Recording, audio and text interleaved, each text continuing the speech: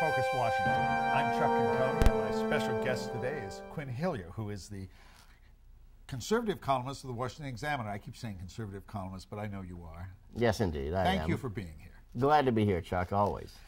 Just before the election, well, you and I talked on Focus Washington before that, and you were talking about ways that McCain could win. But on Election Day, you called me and said, Obama's going to win by a significant number of electoral votes, and you were almost correct. What happened? What happened was that McCain never closed the deal. He never gave an entirely coherent message. He went from one thing to another, and all the way up until Monday, I thought, well, there's still a chance that he can pull these disparate strands together and put something forward that makes sense. But when I got home Monday night, I stopped and thought about it for about a half hour, looked at a few last things on the internet and said, you know what, he didn't do it. And I asked my wife if I could get a tumbler for some scotch, because I knew it was coming. So you really surprised on Election Day? No, I mean, it was about 9:30 in the morning that I sent you that note that said Obama would be in the high 300s in electoral votes. I could see it coming. Well, what happens to the Republican Party now? You've got a majority of Democrats in Congress, and you're going to have Democrats in the White House. What happens to the Republican Party? They seem to be in disarray. The Republican Party is definitely in disarray, and to a lesser extent, the conservative movement is in disarray. And note that I say those as two different things. Mm-hmm. The conservative movement has actually had very little to do with actual office holders in Washington for quite a while. The last conservative movement figure that ran for president at the top of a ticket, on the Republican ticket, was Ronald Reagan in 1984. The last person who led the ticket who was eloquent was Ronald Reagan in 1984. I mean, you have not had a single movement person or an eloquent speaker since Reagan left the scene. That is a long, long time. But Reagan wasn't a social conservative, which is what dominated the more party, isn't it? Reagan was supported very strongly by social conservatives. He was pro-life. He was tough on crime. He had absolutely no, he had a great record as governor, showing that he had absolutely no patience for violent street demonstrations and that sort of thing.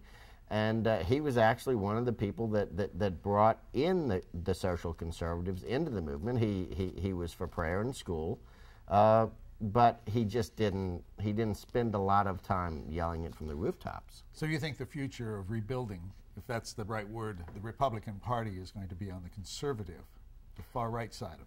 Not the far right side, but the right side. And here's the thing. Reagan showed you can move right and center at the same time, because there are issues that appeal to both the right and the center. The Ross Perot balanced budget movement attracted independents and moderates, but that is a quintessentially conservative message.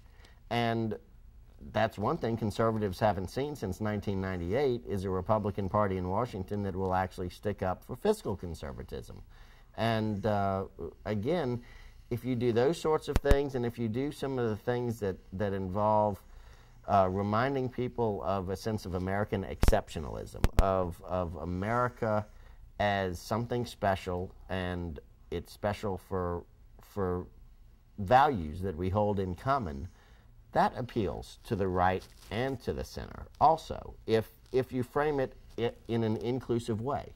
And so I'm not saying move right and ignore the center. I'm saying look for the things that unite right, center, and even center left. All right, but who can bring that together? There's no Reagan out there again, but who would be the person you could gather the party and reform the party around? There are a number of good governors out there. There's Bobby Jindal of Louisiana, there's Mark Sanford of South Carolina, there's John Huntsman of Utah, there's Mitch Daniels of Indiana.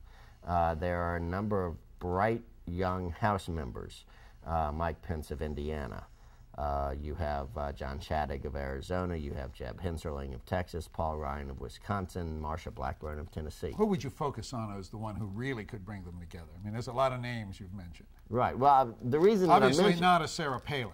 The reason that I mentioned so many names is to show that the bench is not entirely thin. It's actually a reasonably deep bench. Bobby Jindal is the one who really has people excited. I followed his career since he was literally in college because he came out of my congressional district. The governor of Louisiana, yes. Yeah, he's the governor of Louisiana, and he interned in my congressman's congressional office just before I started working for Bob Livingston of Louisiana. This guy is a genius. He's principled. He is very likable, and he understands how the world works, and he's definitely a bright light. And he's only 37 and an Asian, Indian American, and a man of color coming out of Louisiana.